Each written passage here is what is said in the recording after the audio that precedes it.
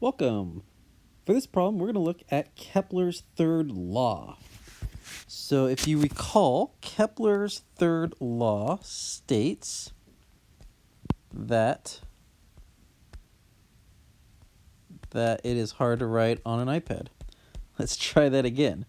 Kepler's third law states that p squared over p squared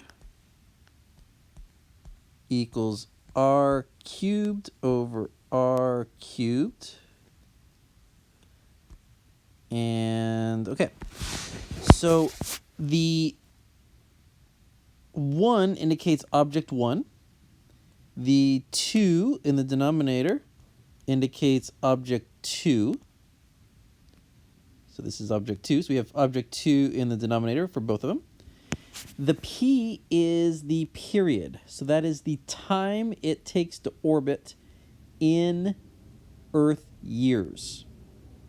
So both p's need to be in units of Earth years.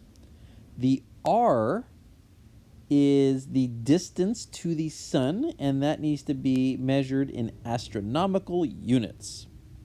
So let's do this problem together. So I'm going to rewrite it, if my iPad lets me, as let's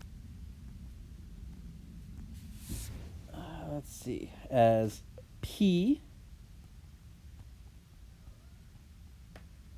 Earth squared over p Jupiter squared, and then we get r Earth cubed over r Jupiter cubed. All right, so I'm just kind of rewriting it. Oops, the cube doesn't go there though. The cube goes by the r.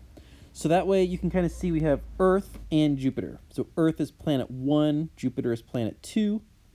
And now I need the p's for both. So p, once again, is the time it takes to orbit in years. So Earth orbits the sun in 1 year. Jupiter orbits the Earth in how many years? Well, that's what we're trying to find. So that's our question mark. So I'm going to just write that as p squared Jup. Okay, r is the distance to the sun. The Earth is 1 astronomical unit away from the sun. And Jupiter, it says, is 5.2 astronomical units for the sun. So we get 5.2 cubed. And now we can cross multiply and solve this guy. When we cross multiply, we get 5. Let's try that again. I'm having a hard time writing. 5.2 cubed equals Jupiter squared.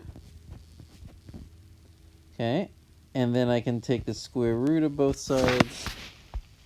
So p will equal, the period of Jupiter will equal the square root of 5.2 cubed.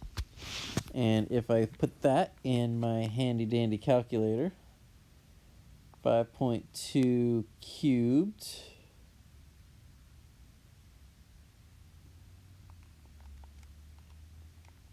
I get 11.86 years. So these problems aren't very hard. They're pretty much plug and chug. The hard part, the part where people mess up, is they put the wrong thing in the wrong space, or the units are wrong.